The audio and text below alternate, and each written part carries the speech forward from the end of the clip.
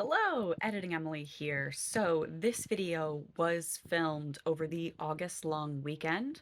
So from August 5th, and then it trickled into the week afterwards, ending on August 14th. This video is looking at two young adult books that I was sent by Simon & Schuster in exchange for an honest review. They sent out a call via email. I said, yes, please. I would love a copy of an arc of the sequel. And they sent this beautiful care package with a copy of the first book in it as well. I own a copy of the first book. So the duplicate copy is going to be going into a little free library somewhere in my neighborhood. Both books deal with sexual in a very explicit way. Like the books are detailed, so take care of yourself. I don't talk about the details in this video, but I do bring it up. So if that is not something that you are prepared to listen to today, no judgment, exit out of this video and I will see you next video with something less traumatic. Good morning. So I was going to just read The Way I Am Now by Amber Smith. And then I started reading some Goodreads reviews, and I think I want to reread the first book. And I can't decide which order I want to do it in. If I want to read this one first with a memory of a book that functioned well for me many years ago, or if I want to reread the first book and then go into this one, because Goodreads, in amongst the glowing reviews, has some serious critiques about the first book and the time jumps that I really liked and appreciated, and left a lot up to the reader about things happening in between and gave us little snapshots. I really liked that about it when I first read it, that we just sort of plopped into moments in time in Eden's life over her 4 years of high school. Other reviews, I've seen a couple now that are just like, every survivor story is valid, but this isn't a true story, it's fiction. Like, we're missing key moments. We just get these snapshots over 4 years. Everybody is shitty to her. It's just, you want to hug this poor kid. I'm kind of curious if I still feel, and it's specifically the 4 years thing, do I still feel that those 4 years is effective? Okay, so I've decided to reread at least the first chapter, first part, the inciting incident in The Way I Used to Be, before jumping into the arc of The Way I Am Now.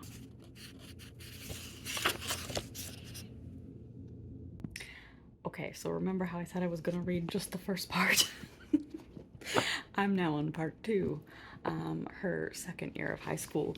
It is very easy to read. Very easy reading. Like, totally sucked in.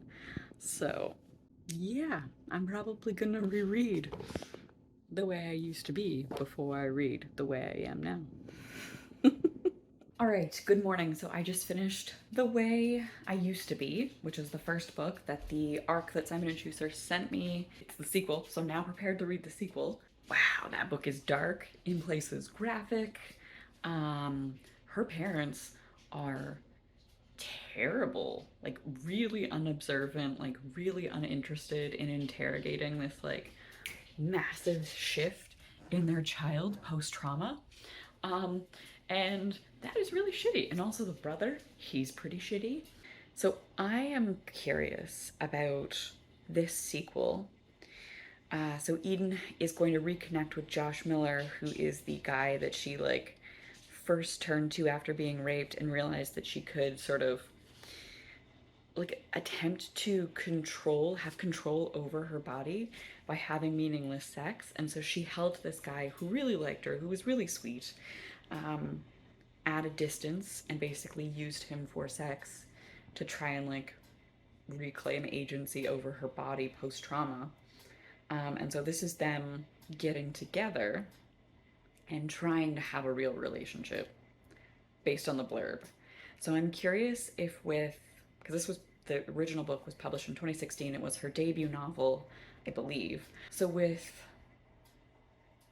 what is it, like eight years? 2016, 2017, 18, 19, 20, 21, 22, 23, 7 years. With 7 years experience under her belt, writing other books with more complicated characters, and also just the shifting discourse around sexual assault post Me Too. I am curious if there's going to be conversations around the type of therapy that Eden has been doing with her recovery. Like, has she repaired her relationship with her parents? Has she repaired her relationship with her body? Like, I'm curious what this book is gonna be. So I am making potatoes. I had a little pot of experimental potatoes growing. I've never grown potatoes in my garden before. I had no idea if anything was going to come from it. We just forgot about a bag of potatoes in the basement and they made all the little shoots and I planted them. And so I have a little pot of potatoes here and I feel like I'm just going to boil them and maybe put some butter on them and just see what the homegrown potatoes taste like and read the next book. So here we go.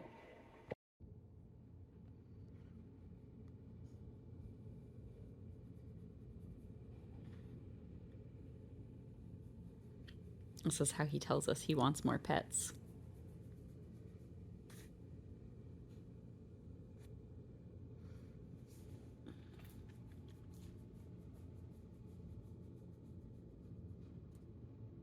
Good morning. It is Tuesday. Yesterday, the Monday of the holiday, the long weekend, I did nothing. I was super dizzy, couldn't figure out why. Drinking water didn't help, eating didn't help. So I did not read a physical book. I listened to an audiobook. Red, White, and Royal Blue has an adaptation coming out, and so I just borrowed the audiobook from the library, something easy, light, Tuesday morning before work. It's a gray day. I am going to have my coffee and read a little bit more of The Way I Am Now. Hello. So it is now the next Sunday from, I think, when I started this reading vlog. Here we are. We're halfway through The Way I Am Now. So far, what is difficult to get my mind around is the fact that this takes place like 4 months after the end of the last book. And even though I just reread the last book, I am struggling with this like magnetic pull between Eden and Josh. Some of the things that are happening make sense. Like, she doesn't like being in her home where her parents like didn't really investigate or advocate for her when like her personality completely changed overnight. They kept having Kevin back in the house and like couldn't see that Kevin was like a piece of shit. The fact that it happened in her bedroom, she never feels comfortable in this room. All through high school slept on a sleeping bag on the floor, but even now that her mom knows and has like gutted the room and redone it, she doesn't feel comfortable in that space. And the fact that her parents don't like see that, like they see their kid sleeping on the couch every day. Their reaction, specifically the dad's reaction, the dad seems to blame her. It is weird. And like the brother is deferring from college because it was his best friend that did this to Eden. I don't know, the family dynamics are a mess. And instead of like dealing with any of this, she's just decided to move away and go to college, the same college as Josh. Because yeah, we're now at the halfway point and she's just moved in with, so I guess it's like a student building. And so Josh and his roommate are living in an apartment in this building, and he has a friend who's on like a different floor, different apartment, whose roommate has just moved out, and so she has a vacancy in her apartment. And so it sort of works out that Eden gets some built-in friends, some built-in support. She's very young, living on her own for the first time, but she has a roommate, and she has Josh and his friend in the building as well. So I feel like this is a good start, but I'm curious how all of these pieces can be resolved in the last half of this book. So I'm gonna drink my coffee and read this, and I'll let you know what I think. Hello, good evening, welcome. I need a place to put you down. What about right there? How's that work? Okay, so, hi. I'm gonna be wrapping up this reading vlog.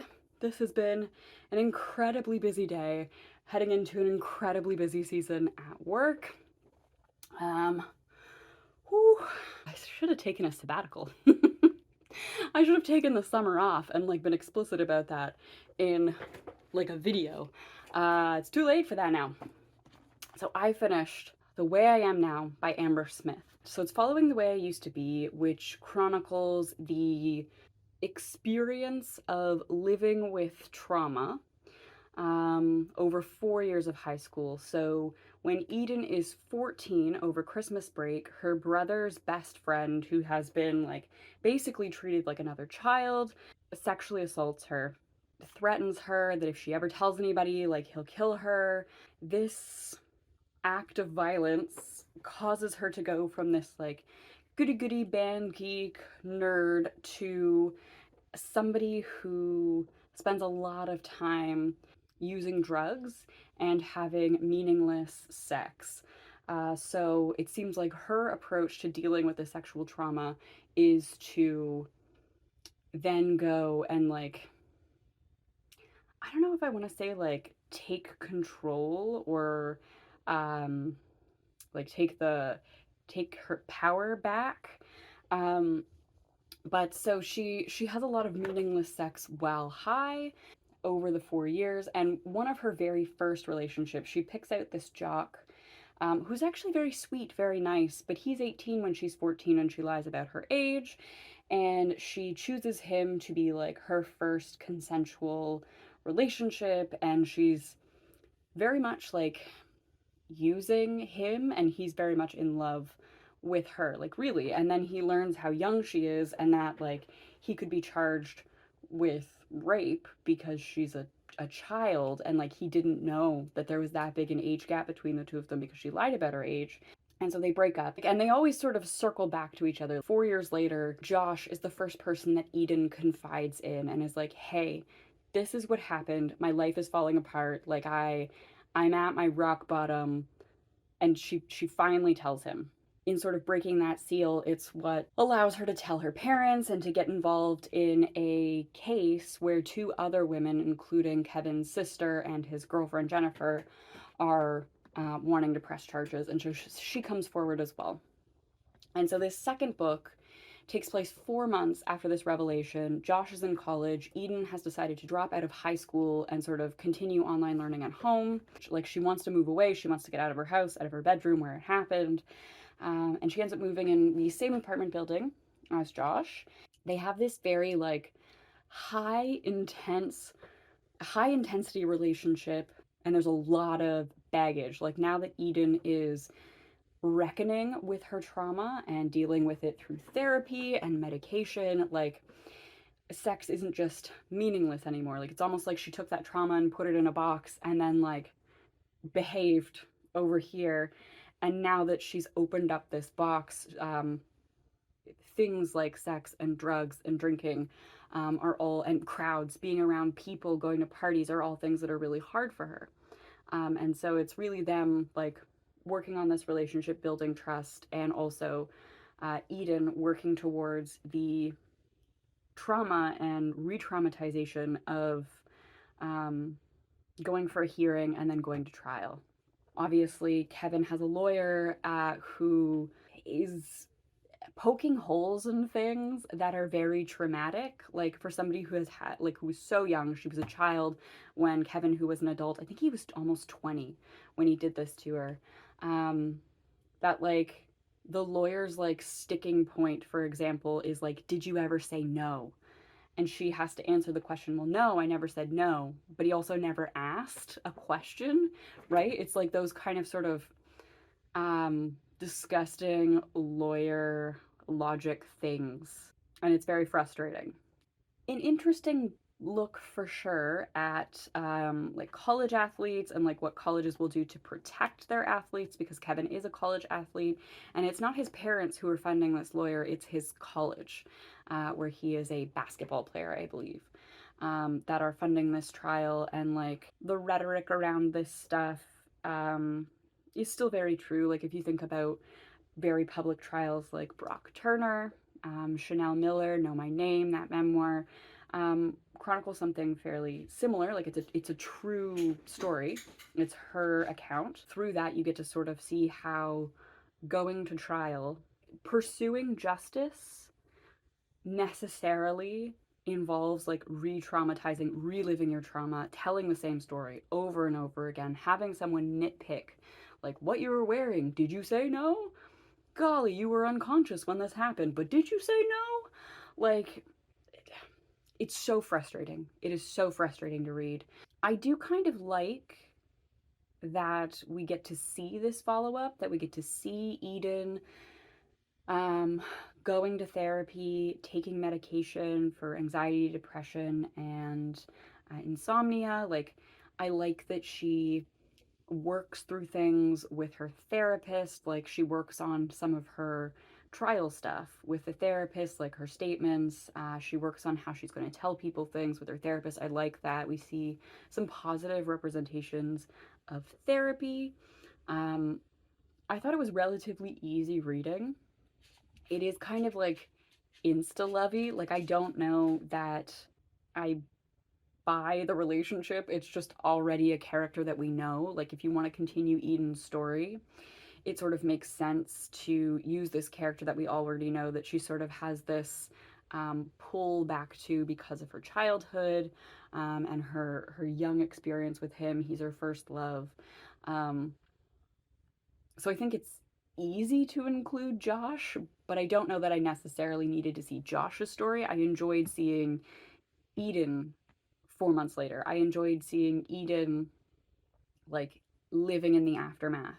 I think sequels like this can be unnecessary and disappointing, that there's either too much hype around them and it can't possibly live up, or like it's something that nobody wanted or needed. Whereas I don't necessarily feel this way about this sequel. Like I think it is a really nice companion piece to the first book.